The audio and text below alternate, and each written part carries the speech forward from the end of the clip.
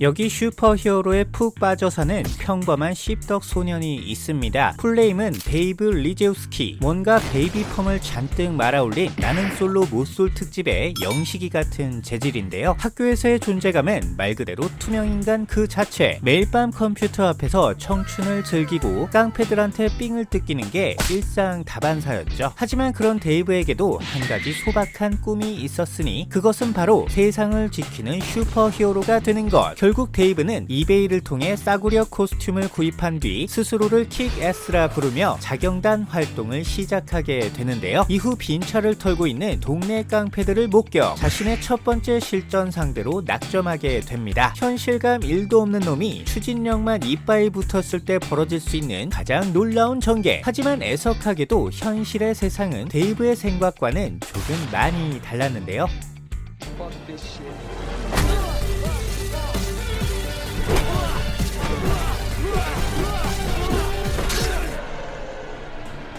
그저 코스튬만 믿고 까불다가 요단강에서 물질할 뻔했던 비운의 히어로. 비록 이 사건으로 인해 데이브는 전신의 철심을 박은 울버린 신세가 되긴 했지만 어쨌든 이 정도면 죽지 않은 것만으로도 천만 다행입니다.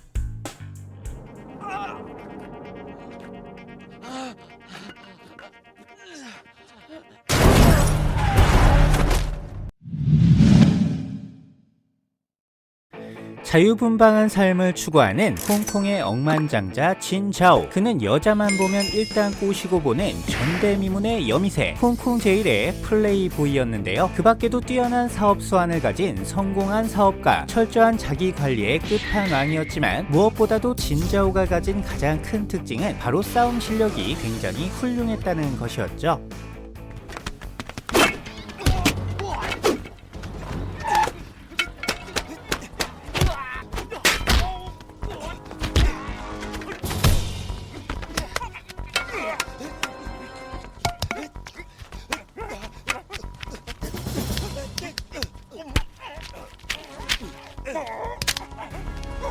그렇게 틈나는 대로 주먹질을 일삼으며 봉사다망한 하루하루를 보내던 어느 여름날, 진자오의 라이벌이었던 노내화가 프로 격투가 앨런을 초빙해 진자오에게 결투를 신청하게 됩니다. 뜬금포가 맞박을 후려가는 별 그지 같은 상황에 애둘러 거절하는 순백의 진자오. 하지만 앨런이는 싸움이 고팠고 이미 통장에도 막대한 계약금이 꽂혀있는 상태였죠. 결국 끈질기게 이어지는 앨런의 도발에 진자오는 어쩔 수 없이 그의 도전을 받아들이기로 합니다. 자신보다 한참 작은 앨런을 보고 방심하는 자오. 하지만 이는 진자오의 크나큰 실수였는데요.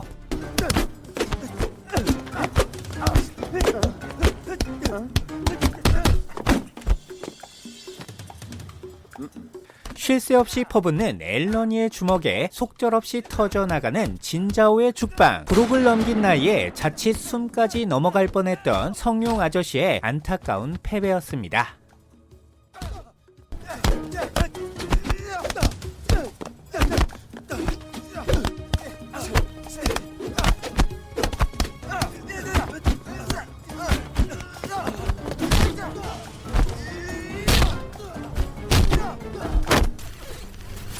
맞박에 복사근이 형성돼 있는 근육의 화신 마브. 어느 날 골디라는 이름의 아름다운 여성을 만나 짜릿한 하룻밤을 보내게 됩니다. 하지만 행복했던 시간도 잠시. 다음날 아침 마브가 눈을 떴을 땐 이미 골디의 몸이 차갑게 식어있는 상태였는데요. 이대로 그냥 있다가는 범인으로 몰리게 될 상황. 결국 마브는 자신을 쫓는 경찰들을 모조리 때려 눕힌 뒤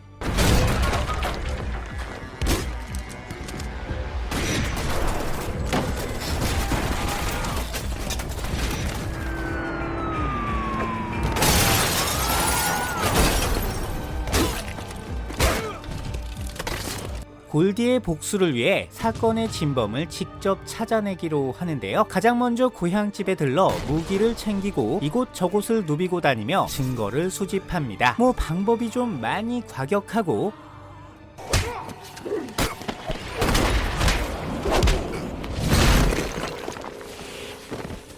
극도로 단순 무식하긴 했지만 어쨌든 매우 빠르고 굉장히 효과적이었죠. 결국 마부의 이런 갸륵한 정성에 하늘도 감동했는지 얼마 후 그는 진범이 숨어있는 농장을 찾아내는데 성공합니다. 이제 살인범만 확실히 잡아조지면 모든 게 끝나는 상황. 하지만 안타깝게도 살인마의 실력은 마부보다 한 수 위였는데요.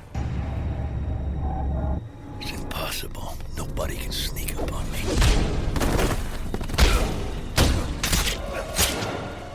이 무시무시한 놈의 정체는 케빈이라는 이름의 연쇄살인마, 사람을 죽여서 인육을 요리해 먹는 최악의 사이코이며 자신이 살해한 여자들의 머리로 박제를 제자, 벽장식으로 걸어놓는 끔찍한 취미를 가지고 있습니다. 부패한 추기경인 로아크와 함께 온갖 더러운 짓은 다 하고 다녔으며 상상을 초월하는 극강의 무술 실력을 장착, 싸움 천재 마블을 마음껏 농락하는 등 뜻밖의 반전 매력을 선사하게 됩니다. 그야말로 충격과 공포를 아득히 넘어서는 누구도 예상하지 못했던 매우 충격적인 장면이었죠.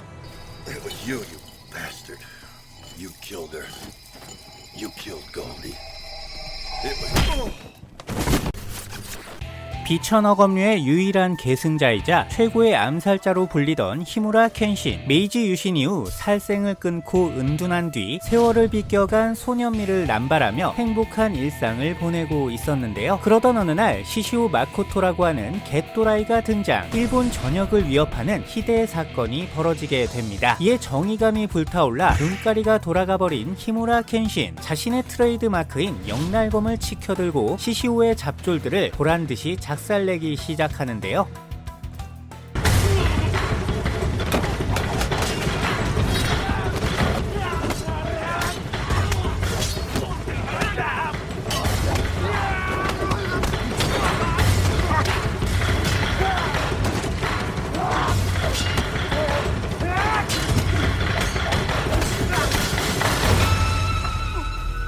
하지만 바로 그때 시시오의 오른팔이자 10본도의 넘버1이었던 세타 소지로가 등장합니다. 일명 천검 소지로, 말 그대로 천부적인 재능을 가진 검술의 달인으로서 켄신과 마찬가지로 빠른 검술이 특기였는데요. 그렇게 최고의 실력을 가진 두 천재가 격돌, 도파민이 대뇌를 쌈싸먹는 화려한 대결이 펼쳐지게 됩니다. 그야말로 후각지세의 정석을 보여주며 박빙의 대결을 펼치는 두 사람.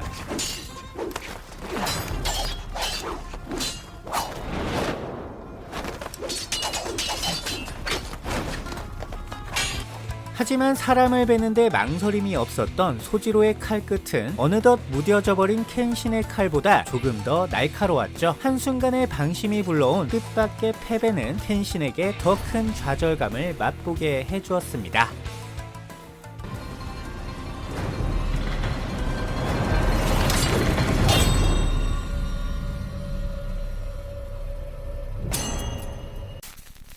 오늘도 불철주야 뒷골목을 누비며 범죄자 소탕에 여념이 없는 진격의 로보캅. 원래는 평범한 경찰이었지만 범죄 조직에 의해 죽임을 당한 뒤 사이보그로 개조되어 새로운 삶을 맞이했습니다. MS-DOS를 기반으로 하는 최첨단 OS를 장착, 8비트 연산의 놀라운 처리 속도로 디트로이트의 악당들을 사정없이 조지고 다니는데요.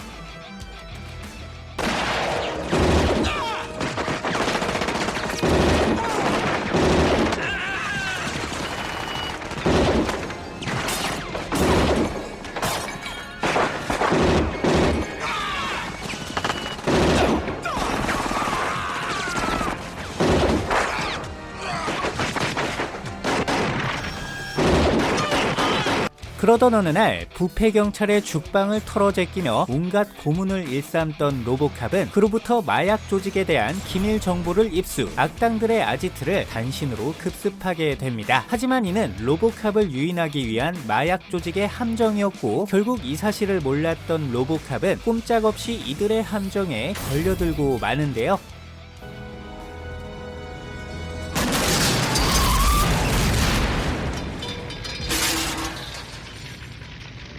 제 아무리 로보캅이라 한들 답이 없는 다굴에는 장사가 없는 법. 결국 로보캅은 악당들의 손에 사정없이 농락당한 뒤 전동 드라이버 한 방에 우체가 분시되고 맙니다. 디트로이트의 유일한 희망이 사라졌던 가장 비참하고 충격적인 장면이었죠.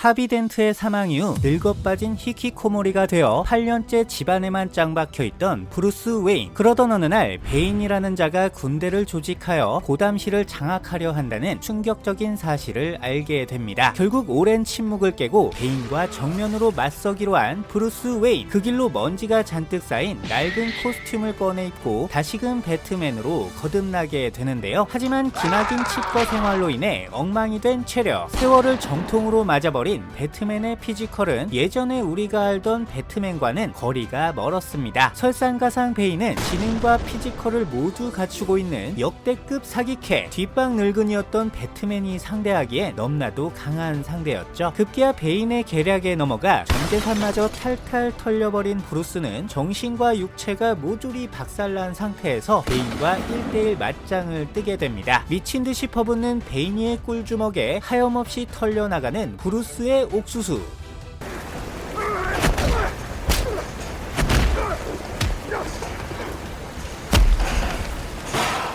주먹 한 방에 견갑골이 박살나고 발차기 한 방에 갈비뼈가 으깨집니다. 글자 그대로 압도적 패배. 나이와 공백기를 무시한 배트맨에게 돌아온 건 종이 대신 이쁘게 접혀버린 척추굴절 뿐이었습니다.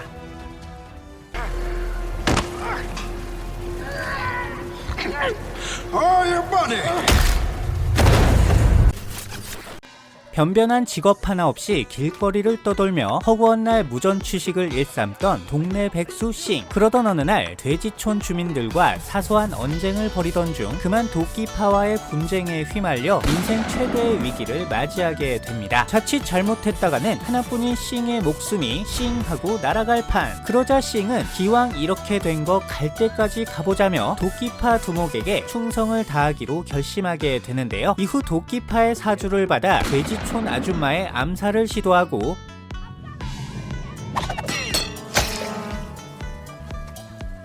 감옥에 갇혀있던 화운사신을 풀어주는 등 악당 잡졸로서의 거침없는 활약상을 보여주게 됩니다. 하지만 화운사신은 싱이 생각했던 것보다 훨씬 더 악랄하고 어마무시한 악당이었는데요.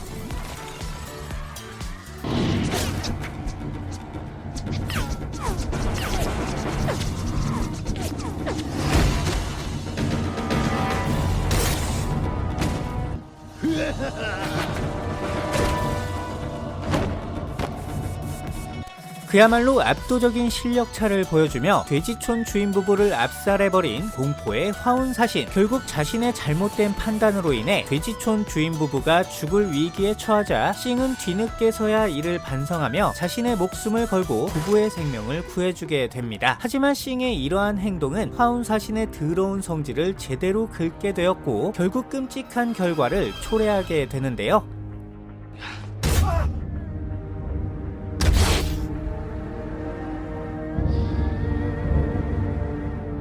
자칫하면 사람도 떡이 될 수 있다는 엄청난 교훈을 안겨주었던 부루의 명장면이었습니다.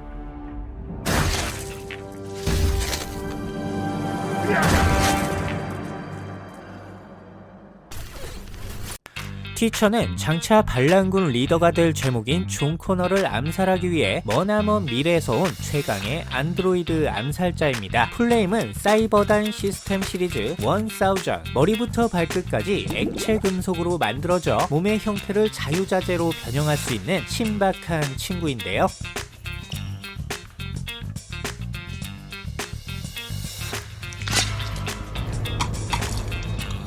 이에 반란군 측에서도 존 코너를 보호하기 위한 특단의 조치를 감행 T-800이라는 구형 터미네이터를 과거로 보내게 됩니다. 그렇게 존 코너의 목숨을 놓고 펼쳐지는 신구 터미네이터의 휘발유 터지는 대결.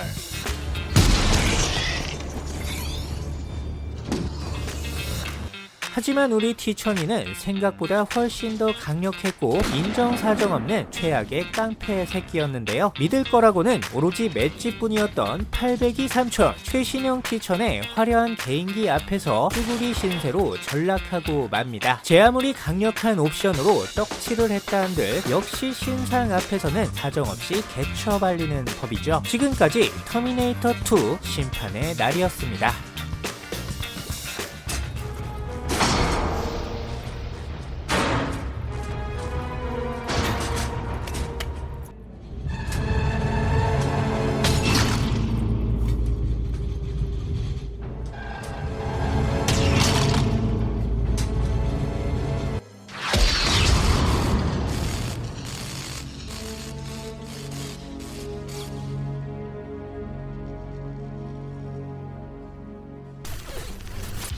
오늘도 언제나처럼 평화로운 한때를 보내던 가오갤 멤버들, 누가 바보들 아니랄까봐 저세상 티키타카가 쉼이 난무하는 가운데 저 멀리 우주에서부터 무언가가 이들을 향해 돌진해 옵니다. 이윽고 무방비의 로켓을 전력으로 들이받으며 선빵을 조지는 정체불명의 사내.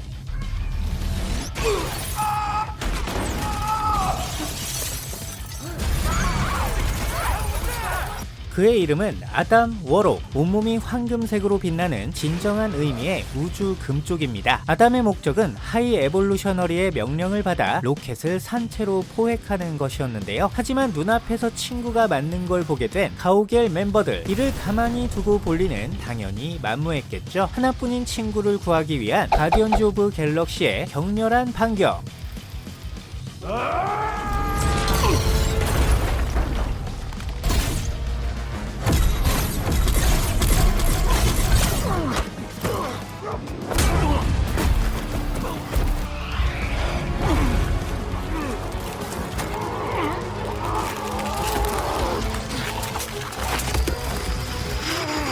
하지만 아담의 힘은 생각보다 훨씬 더 강력했고, 이래봬도 A급 티어였던 가오갤 멤버들조차 하나둘씩 신나게 여기저기 털려 나가는데요. 이후로도 무차별하게 이어지는 로켓을 향한 아담의 공격. 더러운 금쪽이 새끼 국물학대에 오졌죠. 영화 시작 5분 만에 펼쳐진 가디언즈 오브 갤럭시 최대의 위기, 그 광란의 오프닝으로 여러분을 초대합니다.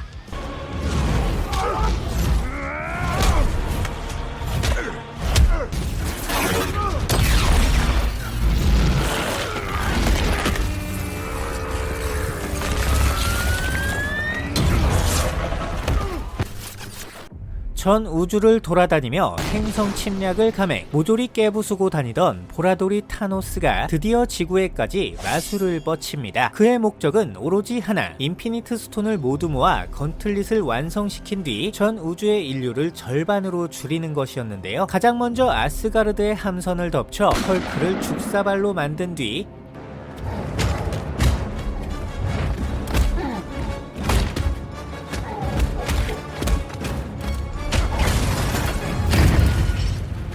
토르의 동생 로키를 그 자리에서 살해. 영화 시작부터 관객들에게 어마어마한 충격을 안겨줍니다. 하지만 이는 앞으로 벌어질 대참사에 비하면 그저 3발의 피에 불과했을 뿐. 타노스의 침략이 본격적으로 시작되자 어벤져스의 모든 멤버들이 비참하게 털리기 시작하는데요. 자신을 쫓아온 가오갤 멤버들에게 리얼리티 스톤을 이용 매우 처참한 패배를 안겨주고,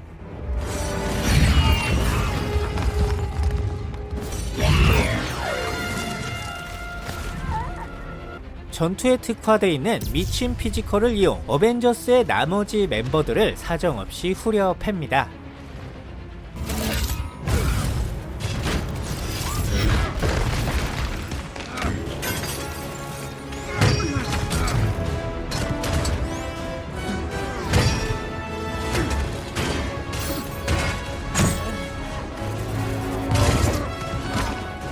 결국 막판에는 비전의 이마에 박혀있던 마인드 스톤을 강탈, 어벤져스의 피나는 노력에도 불구하고 인피니트 건틀릿을 완성시키게 되는데요. 이제 손가락 하나만 튕기면 전우주의 인류가 절반만 남게 되는 상황. 만약 다른 영화였다면 어떻게 해서든 그 꼴만큼은 무조건 막았겠지만, 이 영화는 차후에 나올 엔드게임을 위한 전초전에 불과했을 뿐 결국 타노스는 손가락을 튕기는데 성공합니다. 말 그대로 주인공뿐 아니라 우주의 전 인류가 개박살이 났던 사상 초유의 결말. 그대로 엔딩 크레딧이 올라갈 때 느꼈던 그 엄청난 좌절감은 지금까지도 여전히 뇌리에 깊이 남아있습니다.